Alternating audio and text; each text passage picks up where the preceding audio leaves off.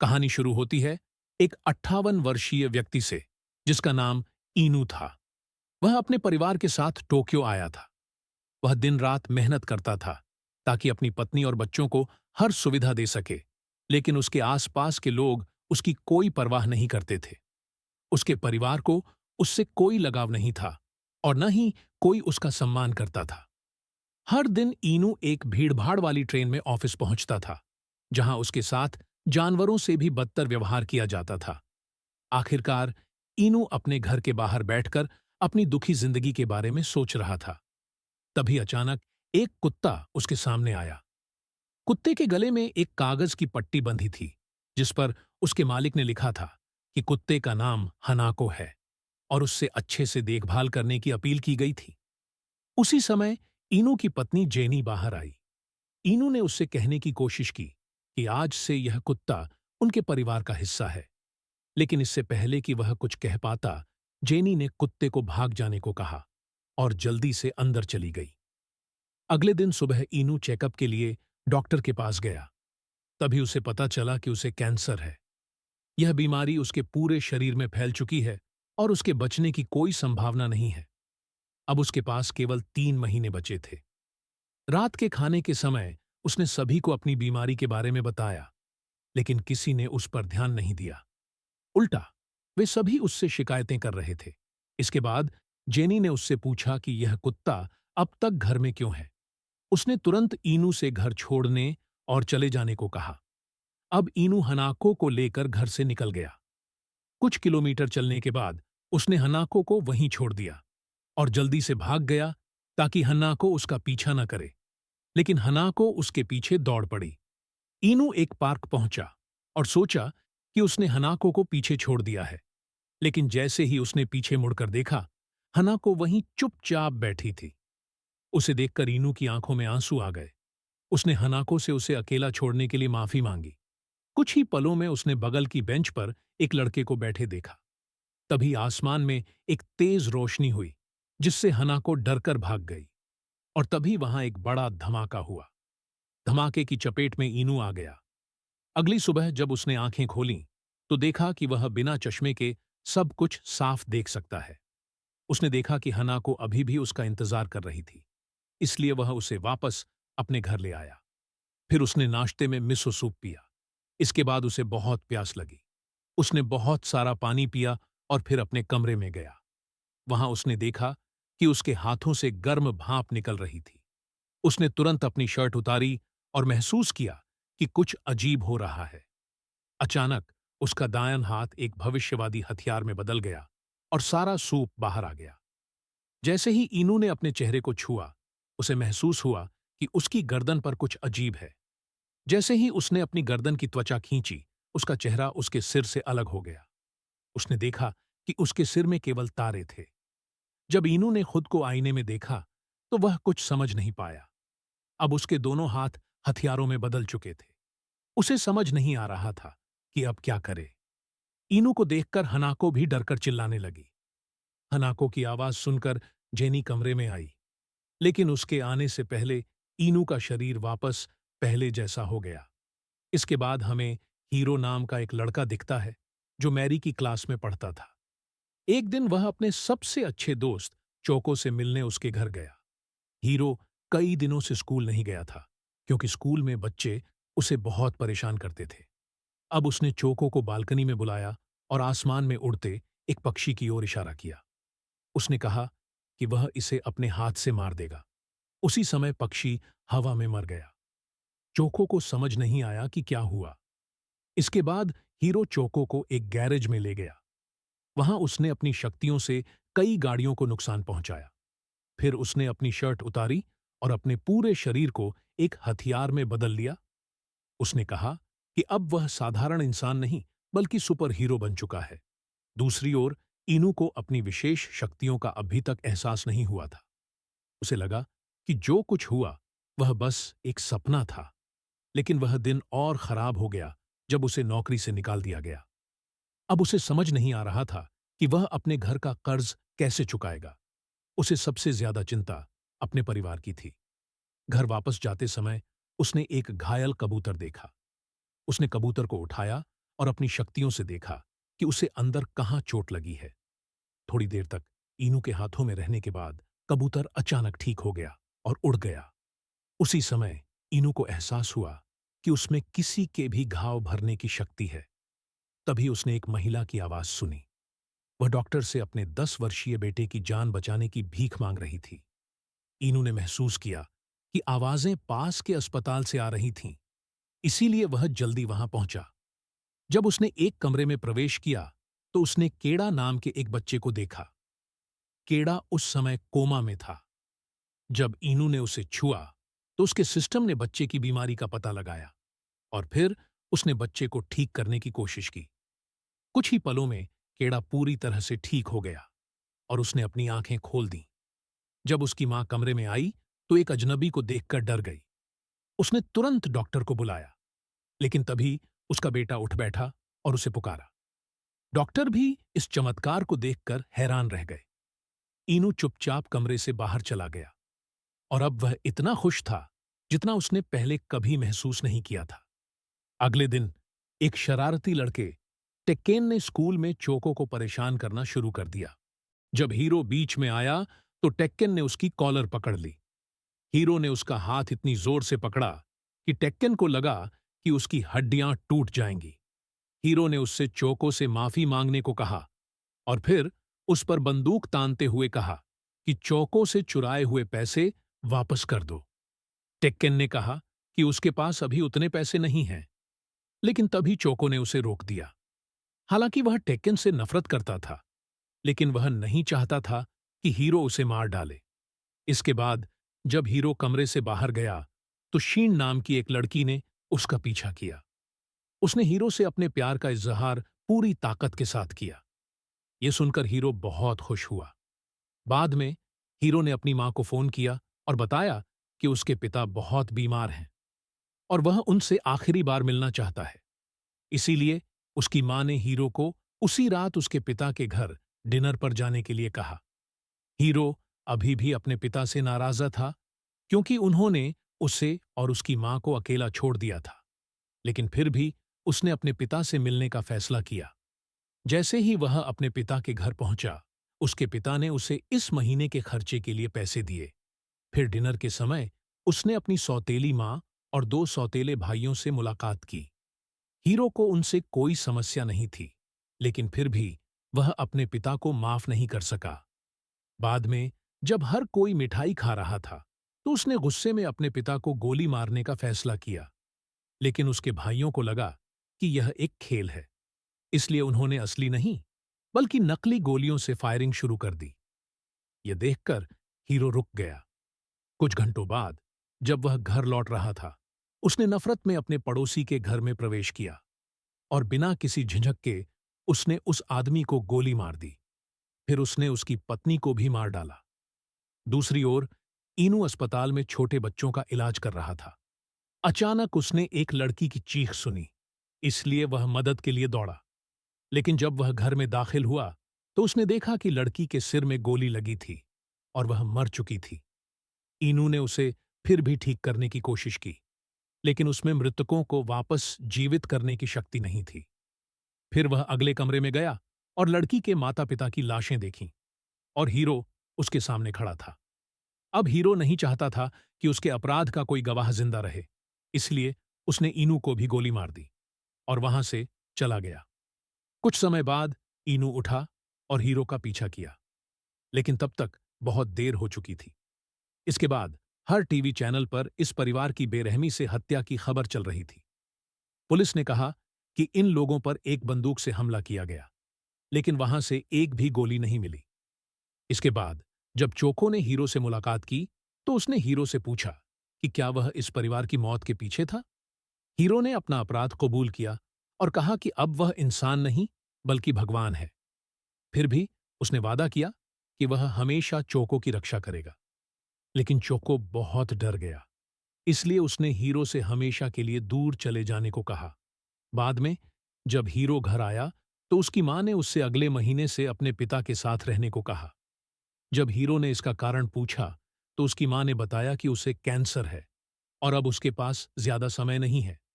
यह सुनकर हीरो बहुत थक गया और उसने अपनी मां को गले लगाकर कहा कि वह उसे मरने नहीं देगा। दूसरी ओर इनू बहुत परेशान था क्योंकि उसे रात में नौकरी से निकाल दिया गया था। फिर उसने चोको की मदद की पुकार सुनी। चोको ने भगवान से प्रार्थना की थी कि वह हीरो को रोक ले ताकि वह और लोगों को न मारे। यह सुनकर इनू ने हनाको को उठाया और पार्क की ओर उड़ चला जहां चोको मौजूद था। अब उसने अपनी नई शक्तियों से लोगों की रक्षा करने का फैसला किया। उसने चोको से मुलाकात की और उसे उस रात के बारे में बताया जब उसे और हीरो को ये जादुई शक्तियां मिलीं।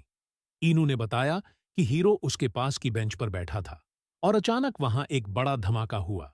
इसके बाद दोनों बहुत ताकतवर हो गए। तब चोको ने पूछा, तुम्हारी कमजोरी क्या है? यदि दोनों की एक ही कमजोरी है तो हीरो को उसी कमजोरी से हराया जा सकता है। इनू ने कहा कि उसकी कमजोरी मिसो सूप है, क्योंकि जैसे ही वह इसे पीता है उसका शरीर इसे बाहर निकाल देता है। उस दिन से चोको ने इनू को प्रशिक्षित करना शुरू किया ताकि वह हीरो का सामना कर सके और उसे हरा सके। सबसे पहले उसने इनू से अपनी उंगलियों से एक कॉफी के डिब्बे पर गोली चलाने को कहा। कुछ प्रयासों के बाद वह सफल हुआ, लेकिन फिर वह थक गया और उसने पानी पिया और अचानक उसका शरीर सारा पानी बाहर निकालने लगा। तब चोको ने पानी की बोतल का लेबल पढ़ा, जिसे खिलाड़ी पीते हैं, क्योंकि इसमें इलेक्ट्रोलाइट बढ़ाने वाले नमक थे। तब चोको को एहसास हुआ कि मिसो सूप में भी नमक होता है। इसका मतलब है कि इनू का शरीर सोडियम पचा नहीं सकता। कुछ दिनों बाद हीरो अपनी मां के साथ डॉक्टर के पास गया। डॉक्टर ने उसे बताया कि उसकी मां के शरीर की सभी कैंसर कोशिकाएं किसी चमत्कार से पूरी तरह से गायब हो गई हैं और अब वह पूरी तरह स्वस्थ हैं। यह सुनकर दोनों बहुत खुश हुए, लेकिन जब वे घर लौट रहे थे तब रास्ते में कुछ पुलिस वालों ने हीरो को रोक लिया, क्योंकि वे उस परिवार की हत्या के मामले में उससे पूछताछ करना चाहते थे। अब गिरफ्तारी के डर से हीरो वहां से भाग गया और पुलिस ने उसका पीछा किया। इस दौरान उसने 3 एजेंट्स को गोली मार दी और भागने में सफल हो गया। कुछ घंटों में हीरो के भागने की खबर टीवी पर फैल गई। अगले दिन जब शीन स्कूल से घर लौट रही थी, उसने हीरो को देखा। इसके बाद उसने हीरो से अपने घर चलने को कहा। शीन ने बताया कि उसके घर में सिर्फ वह और उसकी बूढ़ी दादी रहती हैं, इसलिए हीरो वहां जितना चाहे सुरक्षित रह सकता है। दूसरी ओर जब मैरी घर लौट रही थी, उसने स्टेशन पर अपने पिता को चोको के साथ देखा। जब मैरी ने चोको से पूछा कि वे कब मिले, तो चोको ने झूठ कहा कि वे फ्री फायर खेलते समय मिले। वहीं दूसरी ओर हीरो ने टीवी पर देखा कि उसके भागने के बाद से मीडिया उसकी मां के पीछे पड़ी है। सैकड़ों रिपोर्टरों ने उसकी मां को घेर लिया और उन पर झूठे आरोप लगाए।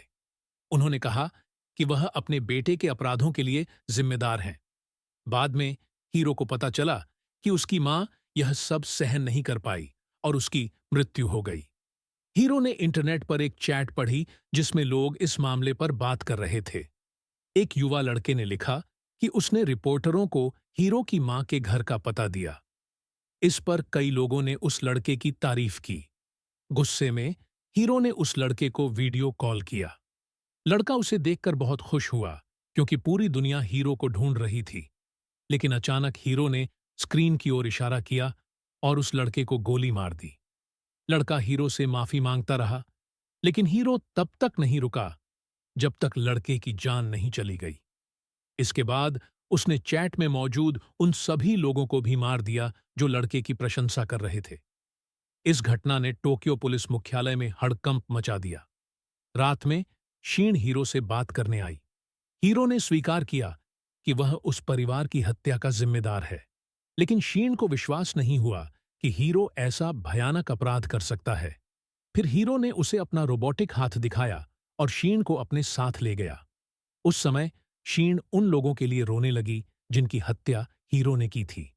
फिर भी शीन ने कहा कि वह हीरो का साथ नहीं छोड़ेगी। बाद में वे दोनों घर लौटे और जब शीन पानी पीने लगी, तभी सशस्त्र एजेंट्स घर में घुस गए। शीन ने चिल्लाकर हीरो को भागने को कहा, लेकिन हीरो ने उसे अपनी बाहों में लेकर जमीन पर गिरा दिया और वह खुद एजेंट्स की गोलियों के सामने ढाल बन गया।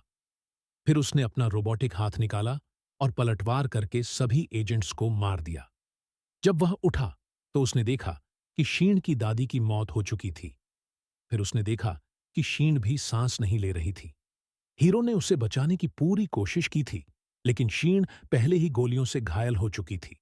अब हीरो कुछ नहीं कर सका, इसलिए वह वहां से भाग गया। शीण की मौत ने हीरो के अंदर बदले की आग जला दी। अगले दिन उसने अपनी पत्नी और बच्चों से कहा कि वे घर पर रहें और किसी भी हालत में फोन या कंप्यूटर का इस्तेमाल न करें, क्योंकि अब हीरो स्क्रीन के जरिए भी लोगों की जान ले रहा था। लेकिन उसके परिवार ने उसकी बात पर ध्यान नहीं दिया। वे अपने काम में व्यस्त रहे। कुछ घंटों बाद हीरो ने शहर की सबसे बड़ी स्क्रीन को हैक कर लिया। उसने लोगों को रात की घटना के बारे में बताया। हीरो ने कहा कि अब जब पुलिस ने जंग शुरू कर दी है तो मैं इसे खत्म करूंगा, और मेरा बदला तभी पूरा होगा जब इस देश के सभी लोग मर जाएंगे। इसके बाद उसने स्क्रीन की ओर इशारा किया और सड़क पर खड़े लोगों को मारना शुरू कर दिया। उधर एनो पुलिस के साथ प्रशिक्षण कर रहा था। तभी उसने लोगों की चीखें सुनी। उसने वहां जाने और उनकी मदद करने का फैसला किया। उसने हीरो को स्क्रीन से हटा दिया और टीवी पर एक एंकर शो शुरू किया। लेकिन अचानक उसे सिर में गोली मारी गई और वह वहीं मर गया। इधर मैरी और उसके दोस्त शहर की एक इमारत में घूम रहे थे जब उन्हें हीरो के हमले की खबर मिली। बच्चों ने इसके बारे में जानने के लिए अपने फोन निकाले, लेकिन हीरो ने उन्हें भी मारना शुरू कर दिया। इस बीच एनो ने स्क्रीन हैक करके चौक पर एक वीडियो चलाया, जिसमें उसने सबको फोन, कंप्यूटर और टीवी जैसी स्क्रीन से दूर रहने के लिए कहा। लेकिन यह सुनते ही हीरो ने शहर की बड़ी स्क्रीन पर मिसाइलें गिरा दीं। इसके अलावा उसने कई इमारतों पर भी मिसाइलें दागीं, जिनमें से एक वह थी जहां मैरी मौजूद थी। इस समय एनो हीरो के सामने गया और उससे आतंक बंद करने को कहा। उसने बताया कि जिस रात हीरो को ये शक्तियां विस्फोट में मिली थीं, वह भी उस रात वहां मौजूद था। वैसे भी हीरो अभी भी देश को नष्ट करने के लिए उत्सुक था, इसलिए एनो ने उसे गोली मार दी। अब दोनों के बीच लड़ाई शुरू हो गई और हीरो ने एनो पर अपनी मिसाइलें चलाईं। इस बीच एनो ने अपनी बेटी की चीख सुनी, तो वह उसकी मदद करने के लिए दौड़ा। लेकिन तभी हीरो ने उसे पकड़ लिया और एक इमारत में फेंक दिया। वहां से वह उड़ते हुए एक टीवी टीम के हेलीकॉप्टर पर जा गिरा। तभी हीरो वहां आया और रिपोर्टर और कैमरामैन को हेलीकॉप्टर से धक्का दे दिया। एनो ने सही समय पर कैमरामैन का हाथ पकड़ लिया, क्योंकि कैमरामैन मर नहीं सकता था। लेकिन हीरो ने पायलट को मार डाला, जिससे हेलीकॉप्टर बेकाबू होकर एक इमारत से टकराने वाला था। तभी एनो कैमरामैन के साथ कूद गया और एक इमारत की छत पर गिरा। कुछ ही पलों में हीरो वहां पहुंच गया और कैमरामैन को गोली मार दी। फिर उसने एनो से उसके साथ जुड़ने को कहा और पानी पीने लगा। उसी समय एनो ने बोतल पर गोली चलाई और उसे गिरा दिया। फिर उसी सोडियम वाटर की बोतल को वहां फेंक दिया। जैसे ही हीरो ने वह पानी पिया, उसके सिस्टम में कुछ गड़बड़ी होने लगी। लेकिन फिर भी उसने एनो का पीछा नहीं छोड़ा और दोनों अंतरिक्ष में उड़ गए। जैसे ही हीरो एनो पर हमला करने वाला था, उसके शरीर की मशीनें फटने लगीं। उसके इंजन फेल हो गए और फिर एनो ने मिसाइल से हीरो पर हमला किया और उसे हरा दिया। इसके बाद वह अपनी बेटी को बचाने के लिए दौड़ा, लेकिन तब तक वह मर चुकी थी। फिर उसने मैरी को सीपीआर दिया और उसे फिर से जिंदा करने की कोशिश की। सौभाग्य से वह फिर से सांस लेने लगी, जिसके बाद एनो ने अपनी शक्तियों से उसका इलाज किया।